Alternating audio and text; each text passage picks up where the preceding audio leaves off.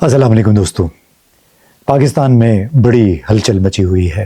मैंने एक वीलॉग किया था इमरान खान के हवाले से कि अडियाला जेल में किसी ब्रिगेडियर साहब से उनकी मुलाकात हुई। उस मुलाकात का अहवाल भी मैंने बयान किया और उसके बाद से एक तूफ़ान उठा हुआ है सोशल मीडिया में, कौमी मीडिया में। बहुत से लोगों में बेचैनी पैदा हुई। बाज़ ने इसे झूठ करार दिया, बाज़ ने कहा कि ये मनगढ़ंत है, कई दूसरों ने कहा कि डॉलर की लालच ने मुझे ये कहानी देने पर उकसाया और ये कि मैंने सहाफ़ती उसूल छोड़ के एक्टिविज़म शुरू कर दिया है।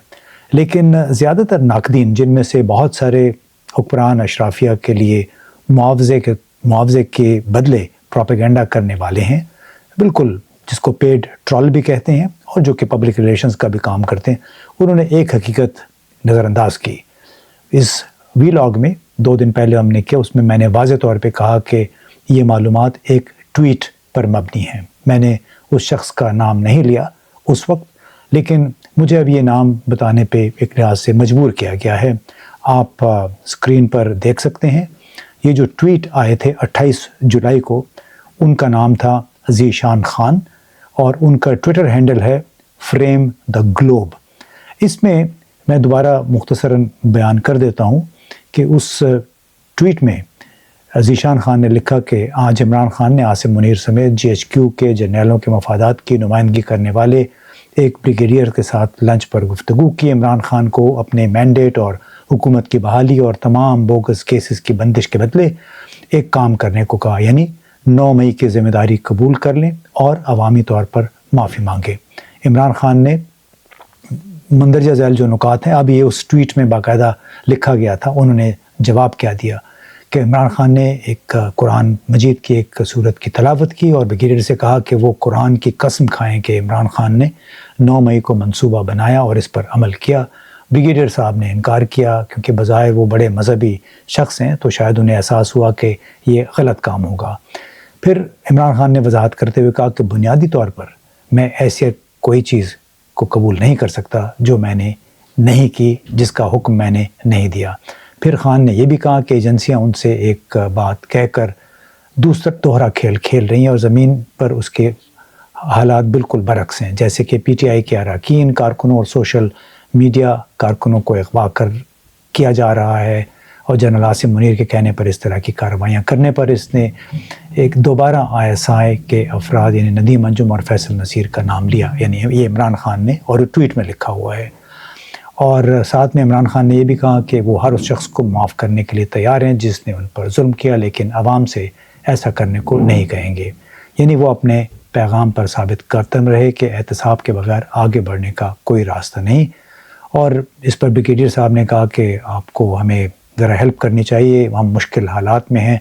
तो फिर खान साहब ने कहा कि माफ़ी मैंने नहीं मांगी, उसूल पर मैं अपने कायम हूँ। एहतसाब, इंसाफ, आइन के एहतराम और कानून की हुक्मरानी का मुतालबा उन्होंने दोहराया और कहा कि इसके बगैर आगे चलना मुश्किल है और वो इस मामले में कोई समझौता नहीं करेंगे। अब ज़ीशान खान ने अपने उस ट्वीट के बाद 28 जुलाई को एक और ट्वीट में कुछ मज़ीद वजाहतें बयान की।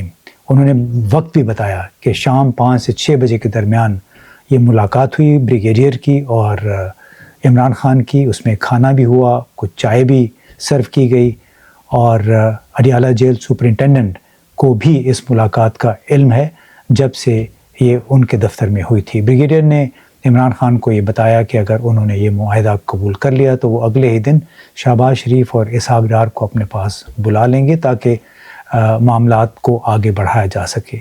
अब ये वो सूरत हाल है जिसमें मैंने बाकायदा कोट किया था इस ट्वीट को। मैंने उस पर शक का भी इजहार किया कि हमें मालूम नहीं, इसकी तस्दीक नहीं कर सकते। अब कुछ तज्ज़ियाकारों का ये कहना था या कहना है कि इमरान खान और जनरल आसिम मुनीर की नुमाइंदगी करने वाले एक ब्रिगेडियर के दरमियान होने वाली गुफ्तगू आम कैसे हो सकती है, तीसरे शख्स को कैसे मालूम है? क्या इमरान खान के सेल में जहाँ उन्हें रखा गया है मेज़ के नीचे कोई छुपा हुआ था जो तमाम गुफ्तगू सुन रहा था? वेल, ये तो बड़ी सादा सी बात है। ये ज़ीशान खान की तरफ से एक ट्वीट में दी गई मालूमात थी। इसने कुछ दुरुस्त तफसीलात भी बताई। अब ज़ीशान खान ने यह भी कहा कि ये मेरी मालूमात है, اب ان کو تک کیسے پہنچے ہمیں نہیں معلوم.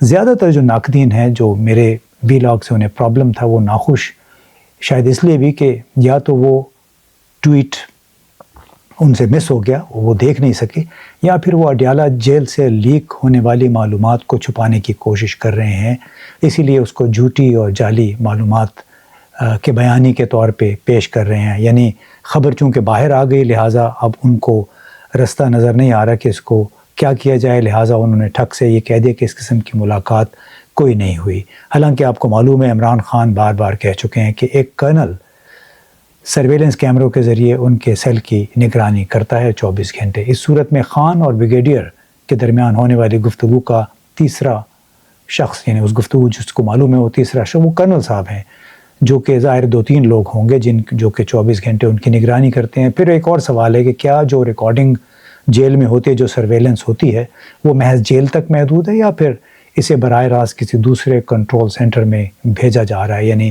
جیل کے اندر تو شاید نہیں لیکن کہیں اور اس کو یقیناً ہوگا, اور ظاہر ہے اس کنٹرول روم میں ایک نہیں کئی لوگ موجود ہوں گے. میرا سوال بنیادی طور پہ یہ ہے جو لوگ بھی معترض ہیں, جنہوں نے اس کو کمرشل ایک وینچر قرار دیا ڈالروں کے شوق میں یہ وہ, کہ آپ سب لیک ہونے والی معلومات سے شرمندہ کیوں ہو رہے ہیں؟ اگر یہ حقیقت ہے بھی تو اس میں شرمندگی کیسی؟ کیونکہ صلح کی کوشش کرنے میں کیا حرج ہے؟ آخر ہر کوئی ملک کو موجودہ بحران سے نکالنا چاہتا ہے. ایسے حالات میں جب دوست ملک چین, سعودی عرب, قطر اور متحدہ عرب امارات بھی پاکستان سے بالکل ہاتھ اٹھا چکے ہیں, ان کا پاکستان سے اعتماد اٹھ چکا ہے, تو پھر قومی مفاہمت ہی شاید قوم کے مفاد میں ہے. اور خاص طور پہ جب معاشی صورتحال اتنی خراب ہو کہ آپ کو کبھی $100 ارب کی سرمایہ کاری کی بات تھی جو کم ہو کے 50 پہ پہنچی, پھر $5 ارب, اب ان $5 ارب کا بھی کوئی عطا پتہ نہیں ہے. تو ایسے حالات میں کیا اگر کوئی مفاہمت کی کوشش ہوتی اور ان غلطیوں کو درست کرنے کی کوشش کی جائے جو کہ فروری 8 کے انتخابات کے بعد, کیونکہ اس سے پہلے بھی جو ہوئی, تو اس میں برائی کیا ہے؟ اگر GHQ سیاسی عدم استحکام کے خاتمے کے لیے کوئی درمیانی راستہ تلاش کرنے کی کوشش کر رہا ہے تو اس کا خیر مقدم کیا جانا چاہیے. ذاتی انا کو مفاہمت کی راہ میں حائل نہیں ہونا چاہیے. اور ایک اور بات بھی بڑی واضح ہے کہ چوری شدہ مینڈیٹ پر عمران خان کا کوئی بھی سمجھوتا 8 فروری کے انتخابات کے معاملے کو طے کیے بغیر نئے انتخابات کا کوئی بھی معاہدہ یا اس پر رضامندی عمران خان کے لیے سیاسی خودکشی ہوگا. جیسا کہ پتن کے روح رواں ڈاکٹر سرور باری نے بھی کہا, لاہور کے N 130 جہاں پہ ڈاکٹر یاسمین راشد اور نواز شریف کا مقابلہ تھا, اس حوالے سے جو ہوش ربا اعداد و شمار دیے ہیں ڈاکٹر سرور باری نے, اب وہ اور اس جیسے کئی, صرف یہ تو ایک حلقے کی بات ہے, اسلام آباد کے 3 حلقوں کا بھی کچھ ایسا ہی حال تھا. تو اب جب تک یہ معمہ جو 8 فروری سے پہلے اور بعد کا یہ حل نہیں ہوتا اور جب تک انصاف نہیں ملتا ان تمام لوگوں کو جو گزشتہ 1.5 سال سے ظلم سہ رہے ہیں, زیادتیاں سہ رہے ہیں, نئے انتخابات کا کوئی فائدہ نہیں. یہی بات ڈاکٹر سرور باری نے بھی کہی, بار بار کہی ہے کہ اس نظام کو تبدیل کیے بغیر نئے انتخابات سے کچھ حاصل نہیں ہوگا. عدم استحکام کو ختم کرنے کے لیے خلاف ورزیوں, آئینی خلاف ورزیوں, قانونی خلاف ورزیوں اور دھوکہ دہی جو بھی ہوئی انتخابات کے نام پہ جو فراڈ ہوا, اس کے اوپر مٹی ڈال کے آگے چلنے سے کہ جی ایک سمجھوتا کر لیتے ہیں موجودہ بحران سے نکلنے کے لیے, تو آئیں مل کے بیٹھ کر بات کرتے ہیں. اگر یہ بات چیت فارم 45 کو بھلا کر نئے انتخابات کے لیے کوئی راستہ بناتی ہے تو ظاہر ہے, یہ میرا اپنا خیال ہے جو مجھے سینس بھی مل رہا ہے کئی لوگوں سے, کہ عمران خان کے لیے PTI کے لیے سیاسی خودکشی کے مترادف ہوگا. بہت بہت شکریہ.